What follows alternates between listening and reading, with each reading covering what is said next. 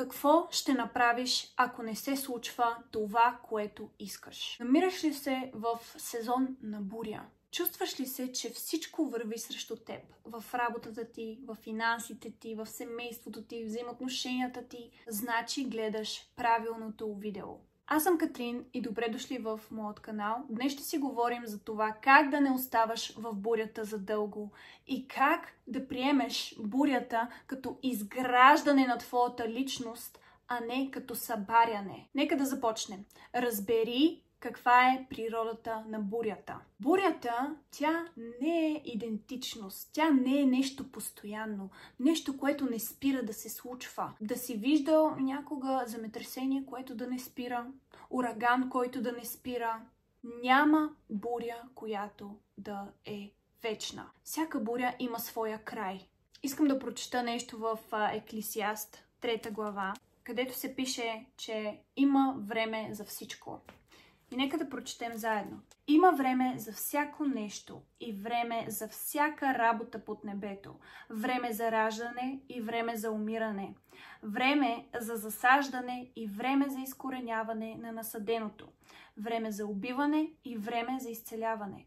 Време за събаряне и време за градене. Време за плач и време за смях. Време за жалеене и време за ликуване. Време за разхвърляне на камъни и време за събиране на камъни. Време за прегръщане и време за въздържане от прегръдки. Време за търсене и време за изгубване. Време за пазене и време за пилеене. Време за раздиране и време за съшиване.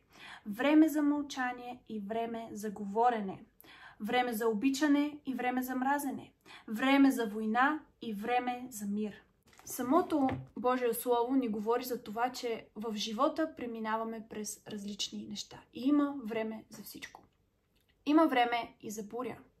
Има време, в което трябва да претърпиш загуба, трябва да претърпиш някакъв труден момент, за да можеш да се изградиш като личност. За да можеш, когато дойде хубавия сезон, хубавият момент, ти да си кажеш: да, аз го оценявам и благодаря за този момент, защото тогава бях така, защото бях преди по този начин, защото Бог ме извади от бурята и ме постави на канара. Трябва да знаеш, че бурята идва за да те оформи, за да те изгради, а не да те унищожи. Сега ще ми кажеш: да, аз се намирам в буря и Катрин, как да се справя в бурята? Защото аз знам, да, ще дойде хубавия момент, но сега тук как да се справя? Ами ще ти дам 3 стъпки, с които можеш да се справиш в трудна ситуация, независимо каква е тя. Дали минаваш през депресия, дали финансово нещата не са добре, дали някой те е предал и си прекъснал някакво взаимоотношение.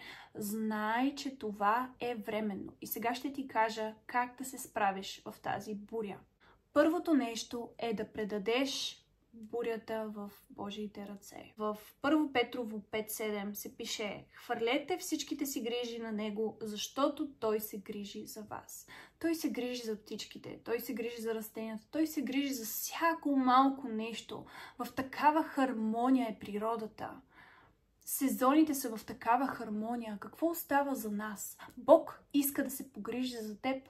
Проблемът е, че ние сме толкова в контрол на всичко, на нас, на семействата ни, на работата ни. Толкова не искаме да пуснем някои неща, че понякога това дори ни убива, това ни ограбва. Но тук, за да излезеш от трудна ситуация, трябва да предадеш всичко на Бог. Второ нещо е да не се изолираш. Това е наистина много сериозен проблем. Аз съм го имала също. Все още понякога се боря с него, но много често, когато сме в труден период, избираме да останем сами и това е хубаво, за да разбереш, нали, през какво минаваш, какво се случва и реално да си дадеш равносметка за всичко. Да, така е, трябва да останеш насаме, но има моменти, в които не е най-добра идея. Аз съм го изпитвала. И по-добре да споделиш на някой. По-добре да споделиш на някой, който наистина ще те подкрепи, който наистина ще изговори силни думи, думи на живот върху живота ти. Бог и хората, които Той ти е пратил, те са до теб. Не оставай сам. Помни, че бурята, тя не е наказание. Много често ние хората си казваме: Бог ми изпрати това нещо като наказание, да боледувам, да се чувствам по този начин, нямам хубави взаимоотношения, да не живея на хубаво място. Не. Бог изпраща буриите, за да те оформи, за да те изгради. Той ти има доверие. Изпращайки бурята, той ти показва: аз ти имам доверие, че ти ще се справиш с тази ситуация. И знаете ли, колкото е по-трудна ситуацията, в която се намирате, толкова по-голямо свидетелство ще имате. Много често ние си мислим, че за да станеш този човек в бъдеще, ти просто трябва да живееш хубав живот. Перфектен живот. Не е вярно. Къде в Библията имаме пример, който е направил нещо, който е в историята, който е значим лидер и не са се случили трудности в живота му? Къде? Аз не мога да видя такова нещо. Бог допуска бурята. Той иска да те изгради. Никое дърво не може да стигне до рая, ако корените му не стигнат до ада. Това го казва психоаналитика Карл Густав Юнг. И това твърдение ни показва, че не можем да достигнем такива висоти, ако не сме достигнали големи дълбочини.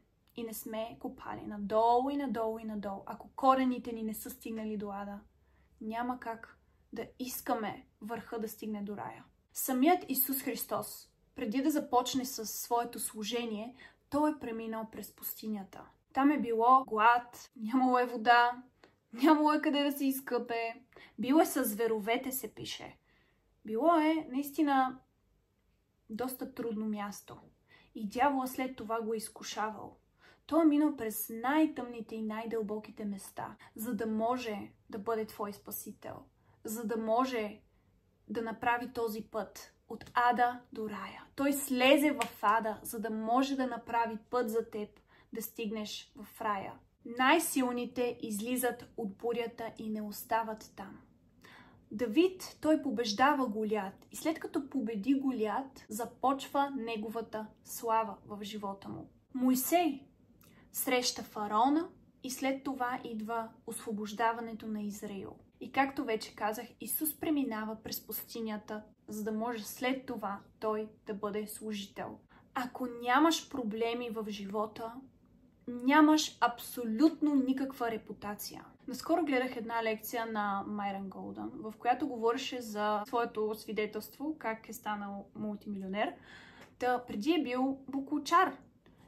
И сега, слушайки го някой бокулчар, който иска да направи нещо с живота си, Майрън Голдън как ще му каже нещо? Ако той винаги е бил добре, ако той винаги всичко му е било наред, имало е пари, какво е неговото свидетелство? Как ще помогнеш, ако нямаш счупване, ако нямаш нещо, което наистина трагично се е случило в живота ти? Трагедията я приемаме като нещо ненужно, но всъщност е изключително нужно, за да те изгради като човек. Сега Майрън Голдън може да стъпи на сцената и да каже: аз бях такъв и сега съм такъв поради това, това и това. А не, аз винаги съм си бил такъв и нищо не мога да ви кажа по въпроса. Не, трябва да кажеш от дупката сега какъв си.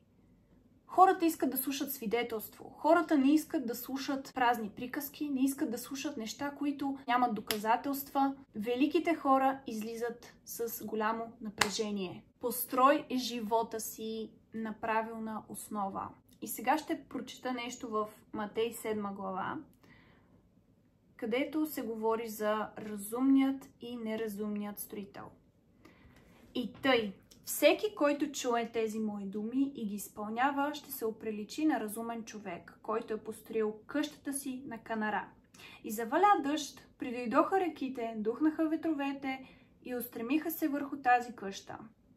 Но тя не падна, защото бе основана на канара. И всеки, който чуе тези мои думи и не ги изпълнява, ще се оприличи на неразумен човек, който е построил къщата си на пясък. И заваля дъжд, придойдоха реките и духнаха ветровете. И устремиха се върху тази къща. И тя падна и падането й бе голямо. Всички рано или късно ще преживеем буря. И разликата не е в бурята, но е в основата, която си сложил в живота ти. Основата ще определи дали ще устоиш в тази буря или ще се срутиш. Преди аз много се шокирах от всички трудности, които идваха в живота ми. Било то финансови, било то взаимоотношения, било то духовни трудности. И съм се шокирала. Но тук напоследък отново се случват доста интересни неща. Си казвам, Катрин, спри да се шокираш.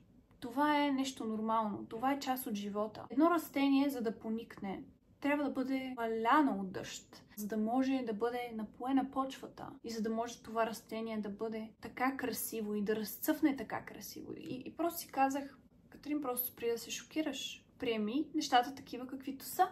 Бурята е форс-мажорно обстоятелство.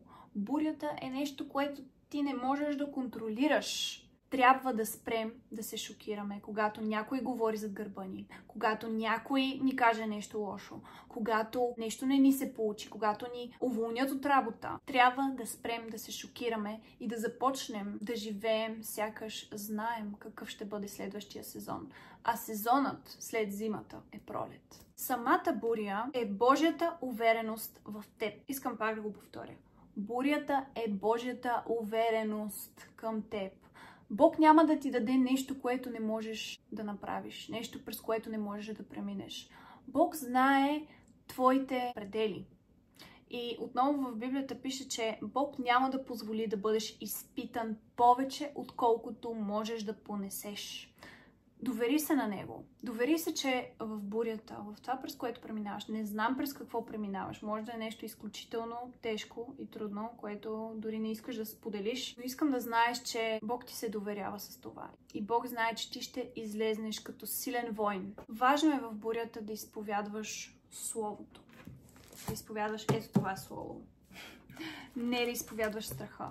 Защото ако в самата буря, да кажем, примерно, се разболяваш от някаква тежка болест и започнеш да си казваш, ами сега какво ще правя, ами край с живота ми, няма кой да ми помогне, до тук бях. Изповядвайки тези думи, може би ще стигнеш там. Може би няма да завършиш добре. Но изповядвайки Словото, а в Словото се пише, че Бог изцелява, че Бог е твой снабдител, че твоя Бог е изцелител. Когато Исус вървеше между хората, Той изцеляваше. Има толкова много примери в Библията. Отваряйки я, веднага може да намерите пример с изцеление.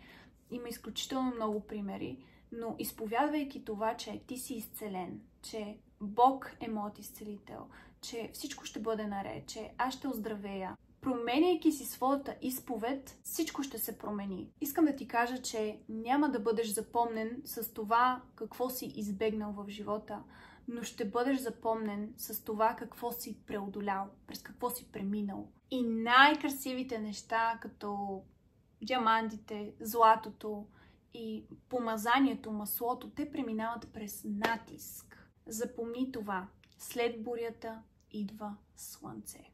След кръста идва възкресение. Благодаря ти, че гледа това видео. Надявам се това видео ти е помогнало. Ще се видим в следващото. Чао!